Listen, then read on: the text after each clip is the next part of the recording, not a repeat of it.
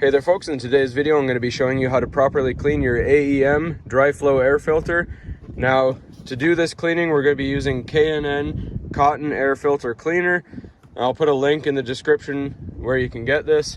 So first thing you need to do is take your air filter box off. This is a Chevy Equinox that we're working on. So we're just going to remove the bolts and take the filter out.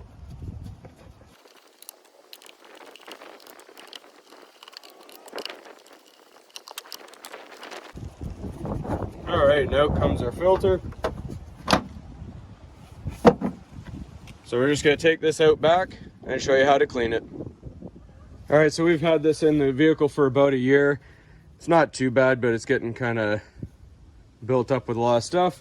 So we're gonna go ahead, we're gonna take our K&N cleaner and we're just gonna soak it nicely and let it sit for a few minutes.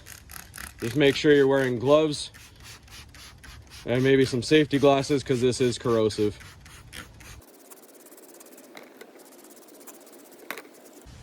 All right, give it a nice generous portion of our liquid and we're just gonna let it sit for about 5 minutes and then we're gonna start hosing it down. All right, so while we're waiting for that to soak for a few more minutes, I'm gonna put my old paper filter back in.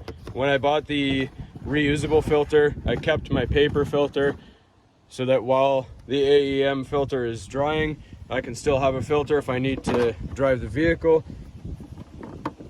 So I'm just gonna put that in and we're gonna close everything up.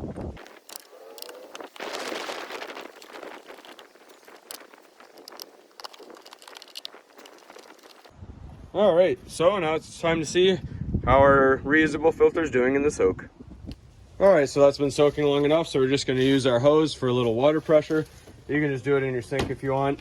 We're gonna spray from the clean side here, which is the lighter side.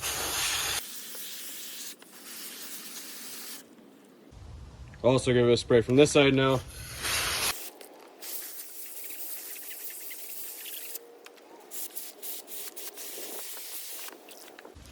All right. Not too bad. So we're just gonna let that dry. If you have to reapply till the water comes out clear, just do it till that point. Pick out any little pieces you may have missed, and then we'll be good to go.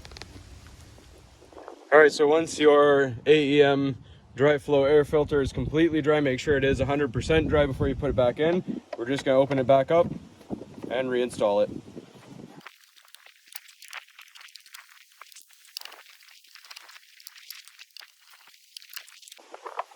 All right, so paper filter comes back out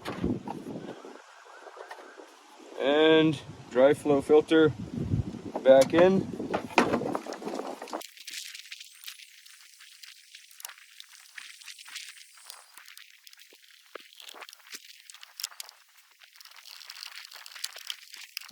All right, and that's literally all there is to it, folks.